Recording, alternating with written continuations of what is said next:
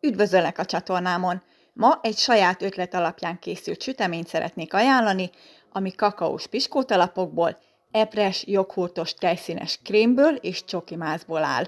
Magas, krémes, fotogén és nagyon finom. A kakaós piskótával kezdtem, ehhez szükséges 5 tojás, 150 g cukor, 130 g liszt és 20 g kakaópor. A tojásokat egészben elkezdtem kihabosítani. Akinek szimpatikusabb úgy, ha szétválasztja a tojásokat, természetesen úgy is csinálhatja. Menet közben adtam hozzá a 150 g cukrot.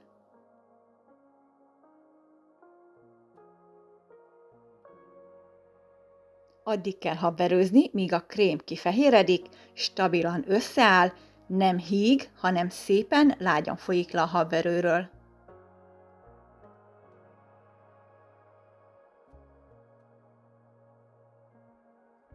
Utána több részletben beleszitáltam a lisztet és a kakaóport, és óvatosan belekevertem.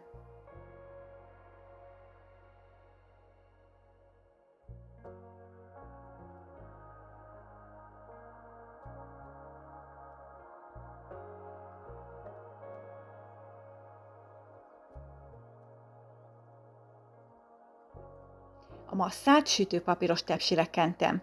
Nálam 26x32 cm lett.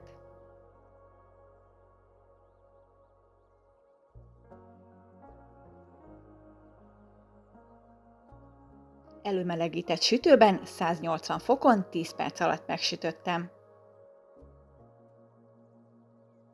Amikor kihűlt a tészta, 2 részre vágtam.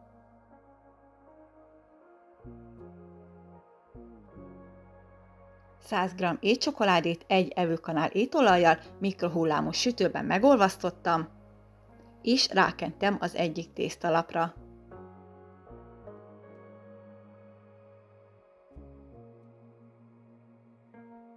Hűtőbe tettem, hogy rádermedjen a csokoládé. Meleg vízbe mártott késsel feldaraboltam a szeleteknek megfelelően. 5x5 cm körüli szeleteket alakítottam ki a labból, így 15 darab lett belőle. 150 g epret felmelegítettem 3 evőkanál cukorral, majd botmixerrel pürésítettem. Hozzákevertem 450 g joghurtot. Használhatsz gyümölcsös változatot is, csak akkor vedd figyelembe, hogy az már édes, és kevesebb cukrot tegyél mellé. Ne legyen forró, csak meleg. Utána feloldottam benne 15 g zselatint, amit előzőleg már beletettem 40 g vízbe.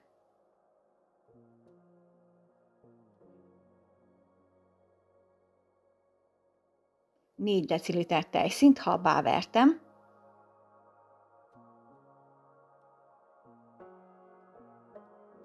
és a joghurtos krémet is hozzáadva habverőztem tovább.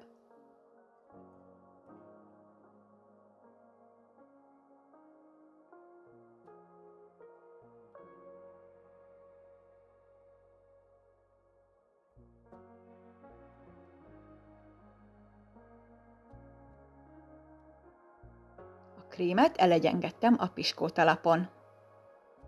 Érdemes keretbe tenni, hogy tartani tudja a keret a habot. Ha nincs kereted, egy kisebb tepsi is megfelel.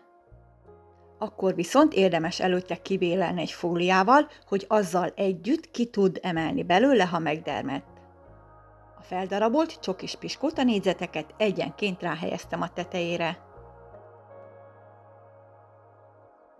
Utána a hűtőszekrénybe tettem pár órára, hogy kellően lehűljön, egész éjszakára is így lehet hagyni.